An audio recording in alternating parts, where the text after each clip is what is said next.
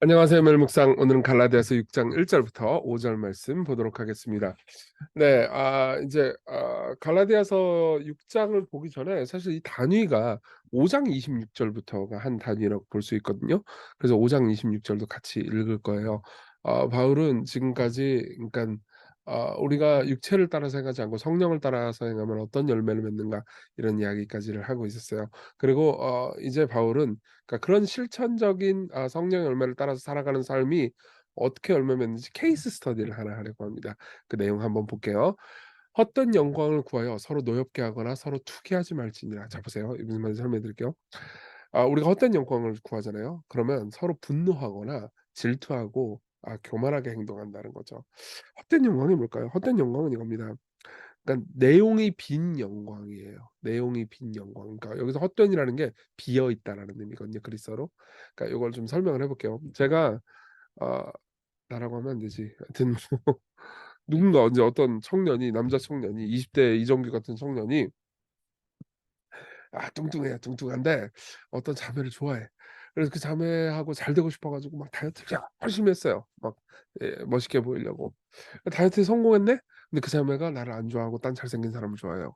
그러면 내가 다이어트를 성공해서 가지게 된 영광이 존재하긴 하지만 그 영광은 목표를 이루지 못했죠. 즉 헛된 영광이죠. 그렇죠.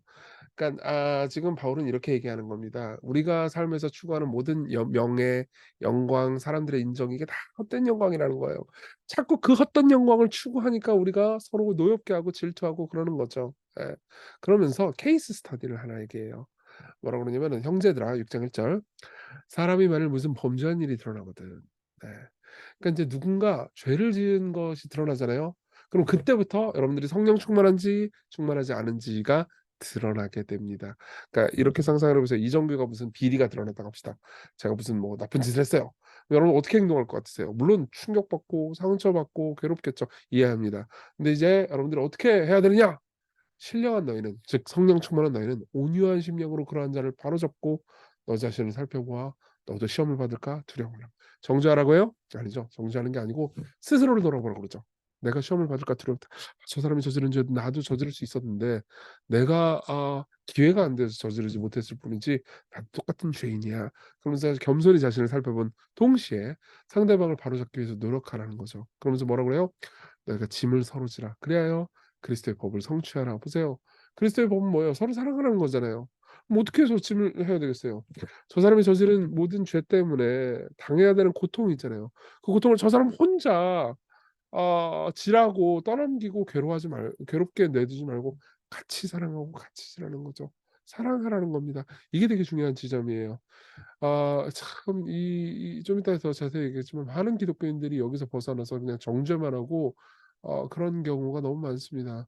이거는 우리가 성령 충만하고 올바른 삶을 살아가는 방식이 아닌 거죠.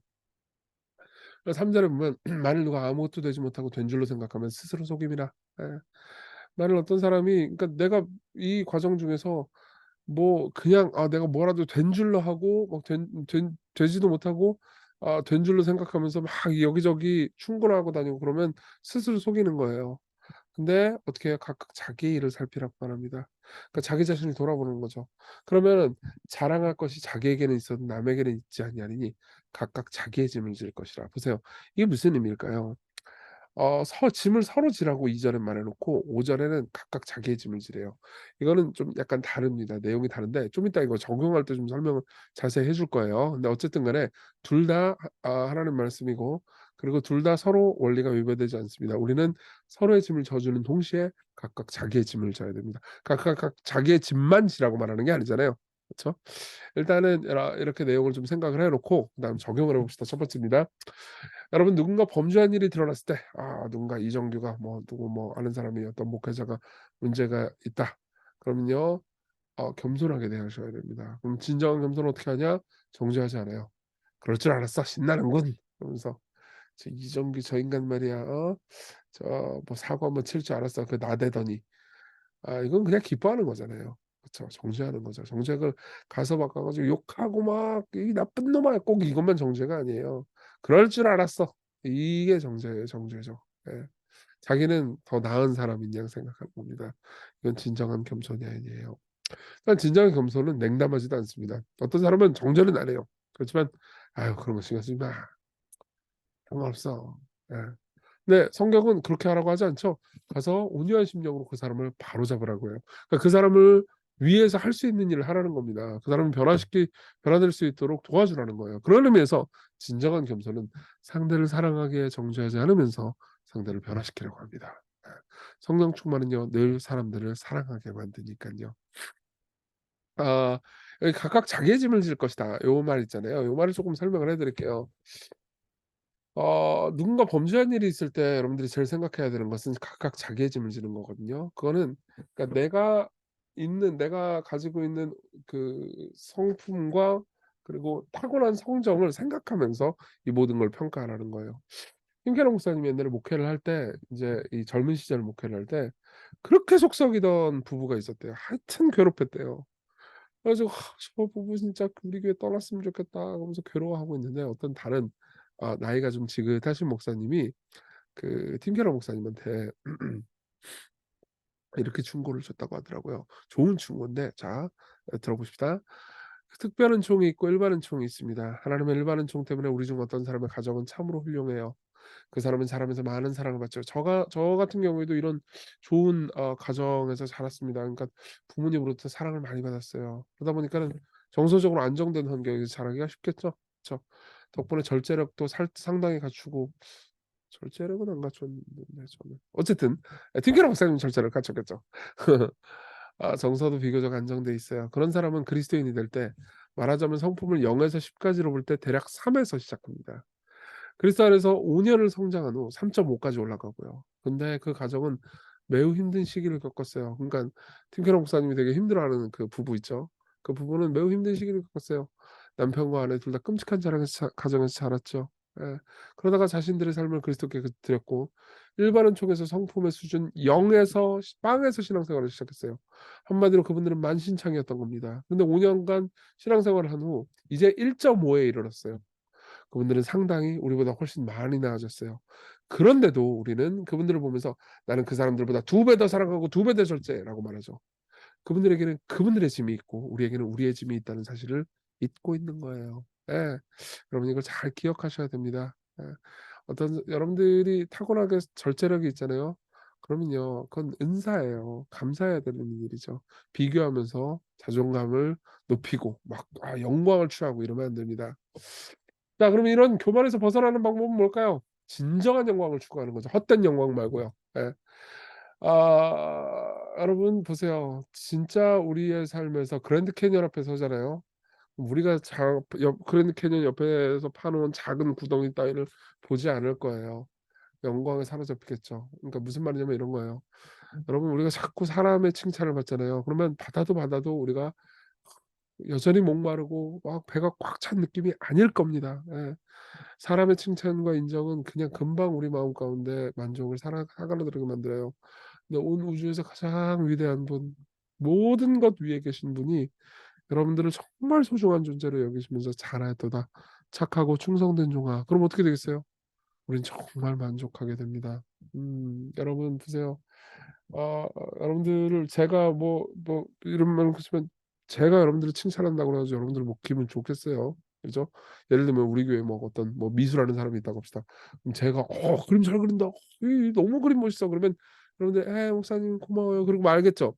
근데 정말 미술의 거장 막 진짜 그림 하나에 막 몇십억씩 막 몇백억씩 파는 그런 거장 미술가가 여러분들의 그림을 보면서 꼼꼼히 뜯어보면서 '아 이건 이런 의미군요. 아 굉장히 훌륭한 작품입니다.'라고 말하면 어떻겠어요? 굉장히 기쁘겠죠? 그죠? 마찬가지예요. 우리의 추구하는 영광도 하나님이 우리를 향해서 "야 잘했다. 성규야. 착하고 충성된 종아." 그때 우리가 만족하는 겁니다. 예. 제가 막 사람들 사이에서 유명해지려고 그러고 대형 교회 만들려고 그러고 헛된 영광을 추구하면은 저도 만족하지 못해요. 그리고 계속해서 교만해지게 되겠죠. 이해되시죠? 우리 그분의 영광을 추구하면서 삽시다. 우리 같이 기도해요. 제 삶에서 하나님의 영광 추구하게 해 주십시오.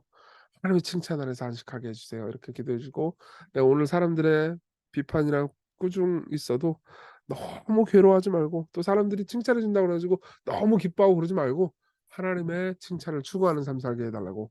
그리고 복음 안에서 냉담하지도 정죄하지도 않고 사랑하는 사람이 되게 해 달라고 우리 같이 기도합시다.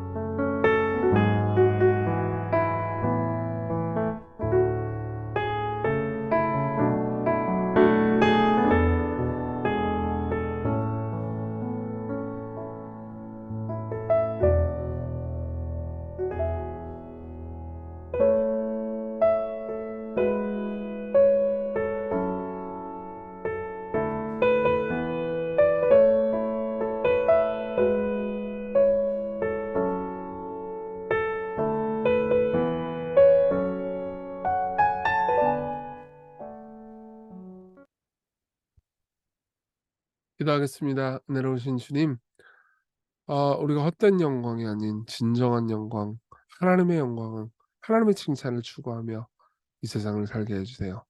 예수님 이름으로 기도했습니다. 아멘. 네, 하나님의 은혜 안에서 오늘 기쁜 하루 보내세요.